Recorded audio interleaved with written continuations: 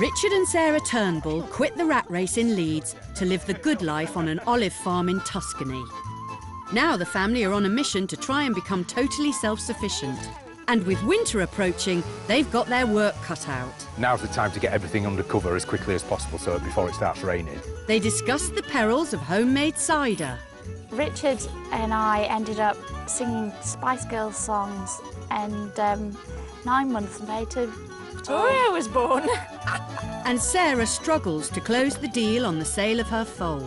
Francesco showing off his cowboy skills. But really, all I want to do is talk about money. Io campione del mondo 1996, New Jersey.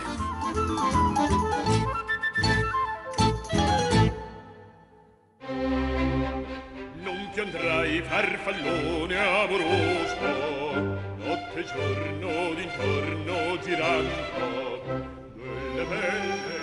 It's dawn on the farm, and the Turnbulls are already up and preparing to face another hard day's graft, just as soon as they've had breakfast. Gregory, you'll go see if there's some eggs. Take the basket with you. Are you going to go and help Gregory, Marco? I don't think that looks possible.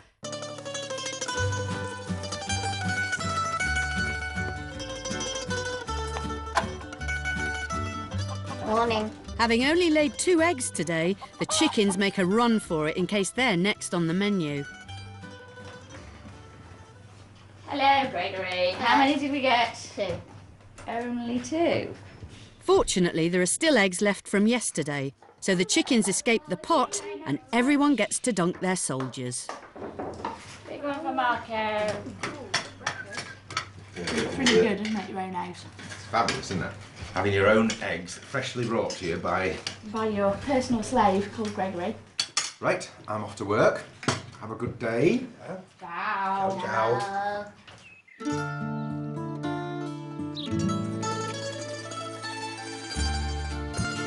With breakfast ticked off the list, Sarah gets on with the rest of the day's work. Growing food for the whole family is a year-round job, and with summer drawing to a close, she needs to completely restock her vegetable beds. It's the beginning of September, so I'm planting all the stuff that we'll be eating throughout winter. We've got all sorts of stuff going in, broccoli, and we've got cauliflowers and cabbages, and this is radicchio. I don't know what it's called in English. It's like that red sort of bitter cabbage stuff. Get lost. See, this is the bane of my life. Unfortunately, chickens like salad too. I want to feed my kids good food, and I know that the food that comes out of my garden is good, healthy food. It's clean, it's not got chemicals on it, it's good for them. It's also healthy for the bank balance. Prices for food are going up in Italy quite radically, and so I would think twice about paying a lot of money for something that I knew I could grow for nothing in my own garden. And any surplus will be sold in the farm shop to provide vital extra income.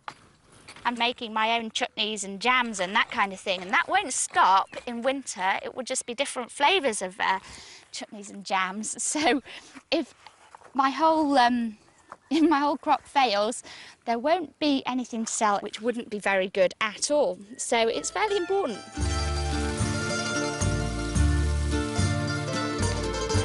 Whew. So that's it. That is a lot of stuff planted today.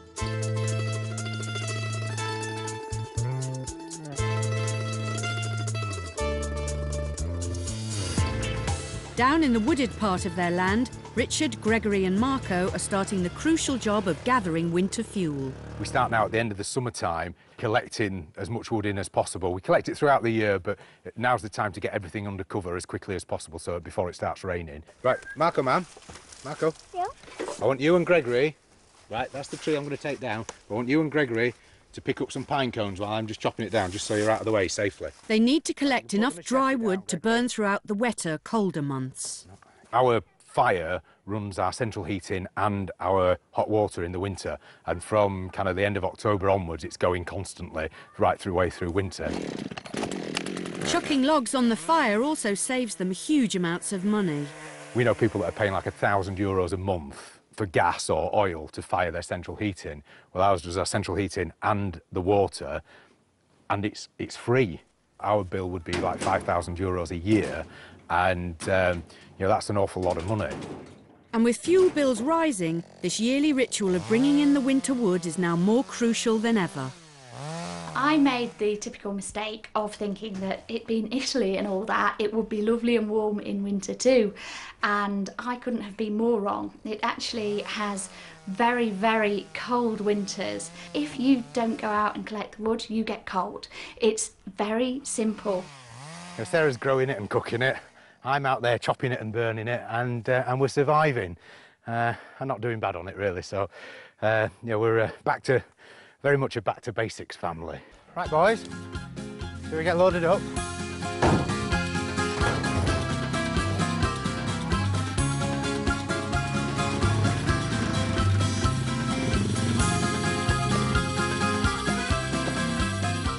Burning wood from their own land doesn't just save them money, it also fits into their ethos of sustainable living. I'm very much into recyclable energy, and wood is the easiest and best way of using recyclable energy, because, well, as long as you regrow it, obviously you have to regrow your wood. You don't just chop it down and go, well, hey, we've chopped a load down. But we manage our woodland so that it will sustain us forever. Catch, Gregory. Uno, due.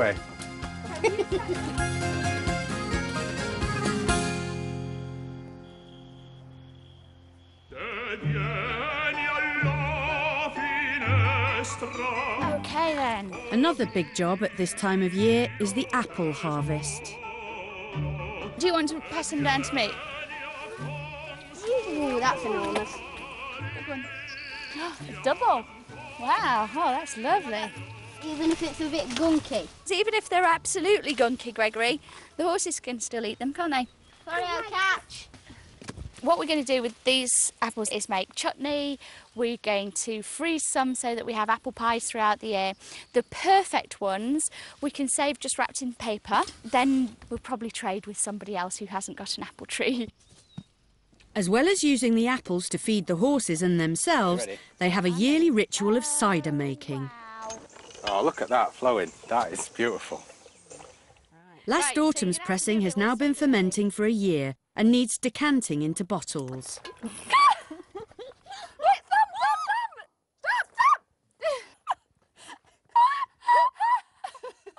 You hold the top. Your own alcohol. You know you're self-sufficient when you can do your own alcohol, don't you? My plan is to save a bit for Mum and Richard, but also then to initiate the Italians into the delights of cider, because they don't really have cider, obviously, because they've got grapes and they make some of the best wine in the world. But I reckon Casa del Sole cider would be fantastic for swapping for other people's produce. It also seems to have very potent properties. The first year we made cider, Richard and I ended up singing Spice Girls songs, and 9 months later, Vittorio was born. Vittorio's keen to help produce the cider that helped produce him. That's fine, in there. But his older brother's far more interested in making it disappear. Oh, Marco! Darling, it's big boy stuff. Even the chickens get a round in. Inebriated chicks. Pop that on the tray, Paul. Marco's clearly had one too many. Every single one of these bottles has also been recycled. Super bottle, that. Greatness. Sarah and Richard have a policy here of don't throw anything away, recycle it, more or less anything that she can grow and produce herself, she's doing it. And it's good way of living. Now we've got to put the lid on it now and put the sugar in. The reason we're putting the sugar in now is A, because it's a little bit dry, and B, because we want it sparkling. Right, there we go. How many have we got? 1, 2, 3, 4, 5, 6, 7, 48, 49, 50.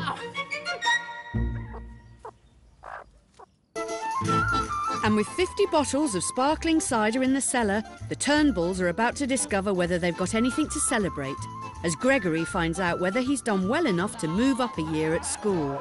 It's crunch time for Gregory. And their new horse breeding business starts to look like a bit of a non-runner. This particular venture of mine does keep seeming to go wrong.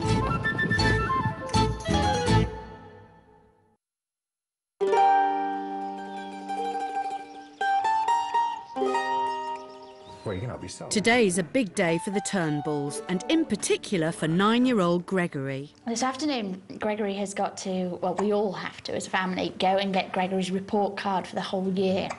On your report card, the teachers write something about how you do in that subject, don't they? Mm-hmm. And what other categories, if you're the absolute best, you get ottimo, don't you? Yeah. And then what's after that is? Distinto. And below that is? Buono is sort of average, and then... Non sufficiente. Not good enough. Do you think you're going to get ottimo in anything?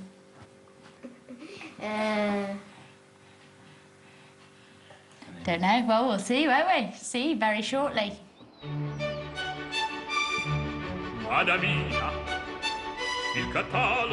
The school's in the local town of Pescia. It takes boys and girls between the ages of 6 and 11, most of which, unsurprisingly, are Italian. If Gregory hasn't kept up, he'll be held back a year. We're the last to go in, so that's fine. So it's crunch time for Gregory. Sorry, love.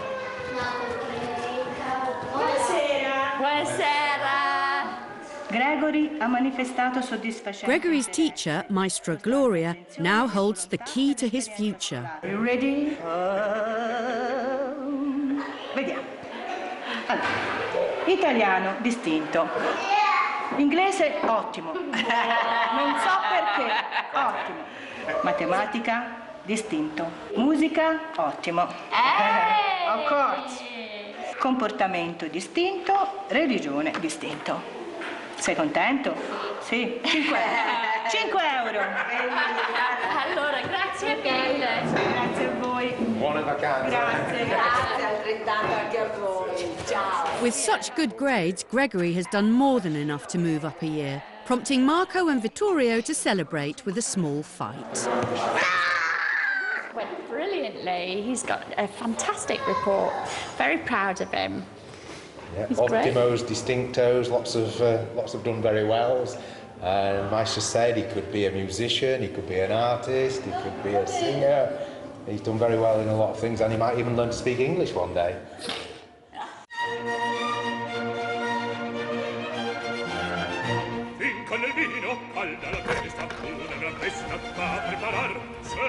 With Gregory bathed in academic glory, Richard heads off to work. One way they earn extra cash is by helping other Brits who want to follow in their footsteps, people such as the Deans. The Dean family are looking for the dream property, really. A nice family home, bit of land so they can, grow their own veggies and things like that. Nice to see you. Warm enough for you? It is, mate. It's more like it, isn't it? Yeah. Hi, guys, how you doing? They want to make the same transition that we made 6 years ago, and to have somebody that's been through it to talk to discuss things with. If we'd have had somebody to sit down and talk to and point out all the things that have happened in these 6 years, it would have been tremendously useful, saved a lot of time, probably saved a lot of money, and saved a lot of worry. Come and have a look, come on then. For €250 a day, Richard helps people find their own slice of Tuscany, whilst giving them the lowdown on what Italian life is really like. The first thing he shows the Deans is the sort of house they could afford. It's a functioning house at the moment. All the the water, the electrics, and everything work. You might you will in time want to renovate them, but yeah, you could be living in couple of rooms while you were knocking the rest of it about, which is always a good thing. You're not paying to stop in hotels and what have you. So. For the price of their 3-bedroom house in England, the Deans could buy this €260,000 property with 2 acres of vines, olives, and fruit trees. It's got 4 bedrooms, but Colin's concerned that might not be enough. What would happen if you want to extend it bigger? Is that a possibility, or...? It's very difficult to get planning permission for anything that alters the external appearance of the property. New doors, new windows, extensions, conservatories. You don't see them because they don't give permission for them. Having done it himself, Richard's worried Colin's dream of completely renovating a property is too ambitious. I know Colin would like to take on a bigger project, which is all well and good when that's all you've got to do. But he's going to have to be learning the language, sorting out the kids. You know, 1,000,001 other things are going to be going on at the same time. So it's great to be ambitious, but it could bring an awful lot of stress upon themselves when there's going to be stresses coming from all other directions as well.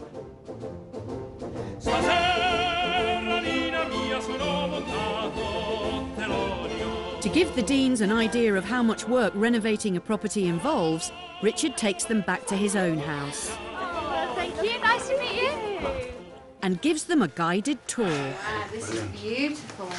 What sort of big problems did you come across as you was renovating? One of the biggest problems was actually getting people to turn up and start the work.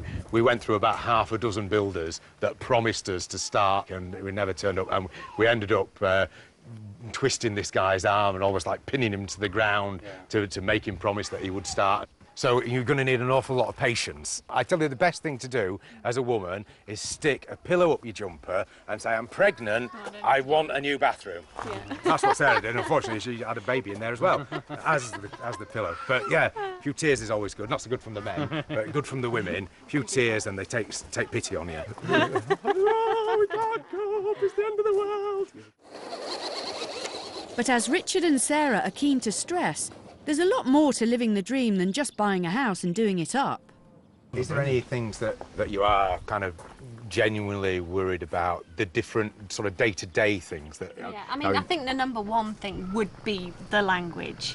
You know, if you let it hold you back, it will hold you back. It's like, I don't know, it's like kind of learning to drive. You know, there was a time when you thought, well, I will never get the hang of it. You know, we all had a lesson where we never thought we'd get the hang of it. Now it's a piece of cake. And it's not the same being on holiday, because when you live here and you have to, you know, you don't get plumbed in if you don't speak to the plumber in Italian. Exactly. Oh, it's amazing how well you can speak. What was your scariest points of moving out here? What did you find scary to start with? Yeah, the language is fitting in, getting the kids into school, getting the hang of the healthcare system, getting a doctor, all the kind of sort of bureaucracy things of running a family, all the things that, you know, finding a dentist, and, you know, and we've done that, and, you know, you just talk to people, you know, you ask people, you know, who's a good dentist, who's a good doctor, which are the good schools, you know, and everything we found has been, you know, excellent.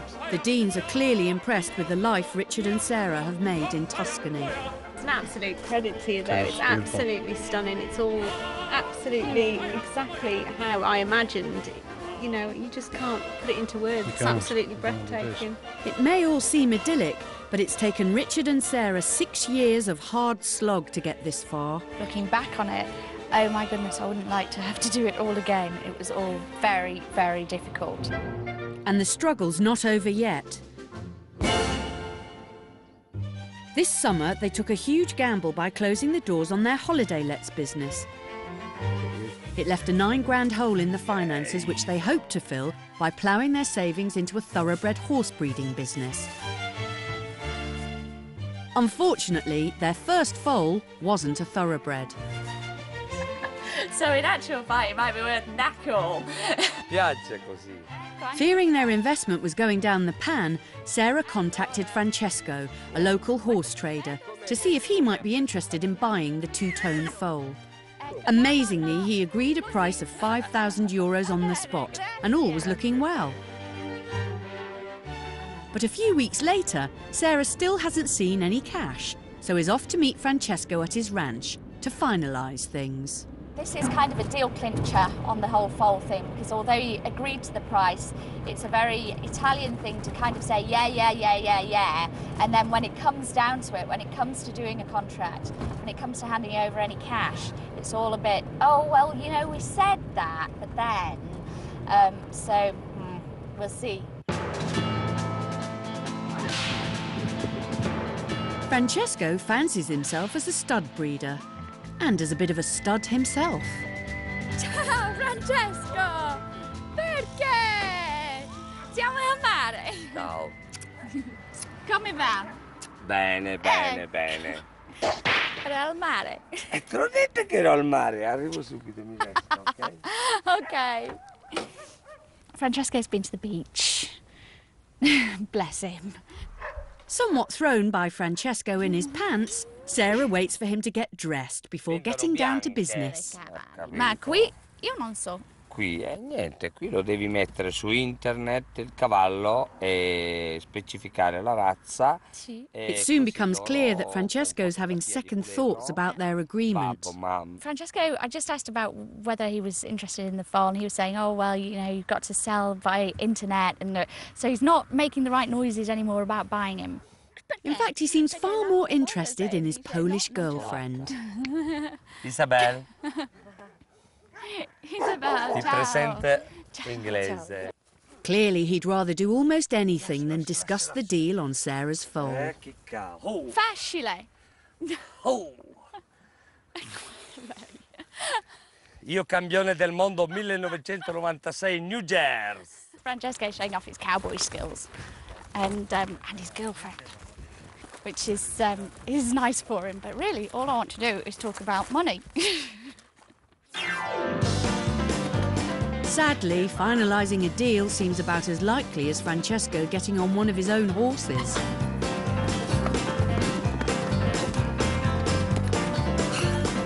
After all that, Francesco is going back on his promise to buy Puzzle for €5,000. Scambiamo puledro, che io bravo a domare. Sì. E tu cavalla già brava domata. Questo cavallo qui. Sì. Francesco just asked me if I'd swap Puzzle for this mare. The whole point in selling a horse is because I have to, not because I particularly want to. So I said, you know, can we talk about a price? Can we? Oh well, you know, a bit like this, ho hum. I do want him, and then we've got to go and look at him again, and it's all, you know, it's not straightforward road. After all that, Francesco is going back on his promise to buy Puzzle for €5,000. As far as I'm concerned, we did actually spit hands and shake. So, really, technically, we had a contract. But thank God Francesco doesn't want him, and I wouldn't have sold him to him, not for €100,000. Piacere, grazie. See, no, too strange, too mad. There's no way I'm doing business here. On paper, I am €5,000 less rich. I know I'll sell him. It's just going to be a lot harder work. So money's not in the bank yet, but I'm sure it will be. One day. Possibly. Next time, Richard attempts to revive the family finances by falling back on his old profession. All right, my name's Richard, and we are going to rock the house. On the farm, even the simplest things prove difficult. We can't just ring somebody else at a helpline somewhere and go, oh, my water's not working. And Richard models his winter collection. Hey-ho. You only live once, don't you? So that's on Thursday at 8. And tonight at 8 there's a Time Team special on dinosaurs. But next this afternoon it's a make or break wine tasting at Chateau Monty.